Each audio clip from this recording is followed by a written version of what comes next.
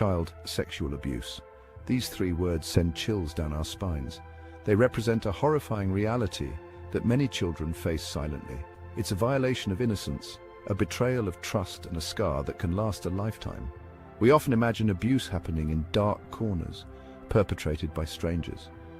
But the truth is, it can happen anywhere, at home, online, and even in institutions meant to protect. Behind closed doors, within families, abusers exploit their power and access to vulnerable children.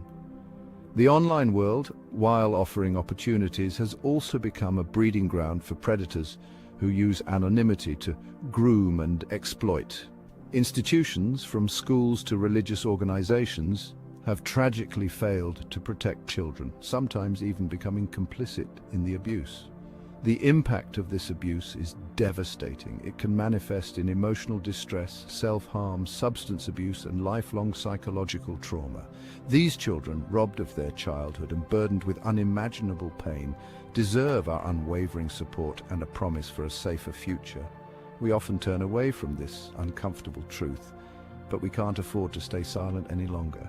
Recognizing the magnitude of this issue is the first step towards dismantling the culture of silence and bringing these crimes to light. The statistics paint a grim picture. Every year, countless children suffer from sexual abuse and exploitation. Crime surveys estimate that nearly 500,000 children are affected annually. This number is likely just the tip of the iceberg, as many cases go unreported due to fear, shame, or a lack of trust in authorities. These numbers are not just data points, they represent real lives shattered by abuse. Each statistic represents a child robbed of their innocence, their potential, and their right to a safe and happy childhood.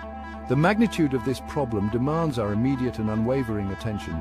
Ignoring these statistics is akin to accepting the status quo, a status quo where countless children are subjected to horrific abuse. We must confront this reality head-on, acknowledging the severity of the problem as a crucial step towards finding solutions. The betrayal of trust is perhaps the most insidious aspect of child abuse. Children are often abused by individuals they know and trust: family members, teachers, coaches, religious leaders. These individuals, entrusted with their care and well-being, exploit their position of power for their own gratification. Institutions meant to protect children, like schools, churches, and sports clubs, have also failed in their duty. Reports of abuse within these institutions highlight systemic failures in recognizing, addressing, and preventing abuse. The very places meant to be safe havens have, in some cases, become hunting grounds for predators. This betrayal has a profound impact on survivors. It can erode their trust in authority figures, making it difficult to form healthy relationships later in life. It's a stark reminder that we must remain vigilant, holding institutions accountable and demanding they prioritize the safety and well-being of children above all else. Justice delayed, justice denied, a call for action. For far too long, perpetrators have acted with impunity. The justice system has often failed to protect children, with cases dismissed, investigations mishandled, and sentences deemed too lenient. This lack of accountability sends a dangerous message that these crimes are acceptable, perpetuating a cycle of abuse.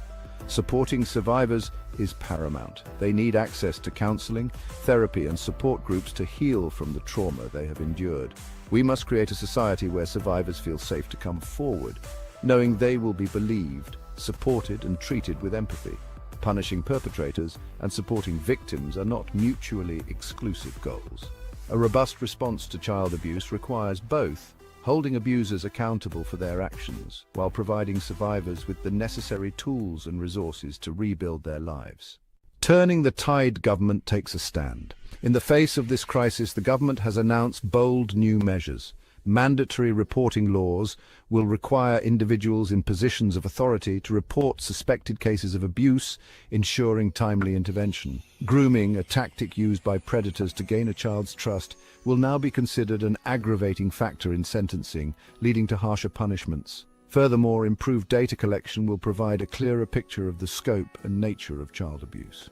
This data will be crucial in developing targeted prevention programs, allocating resources effectively, and holding institutions accountable for protecting children under their care.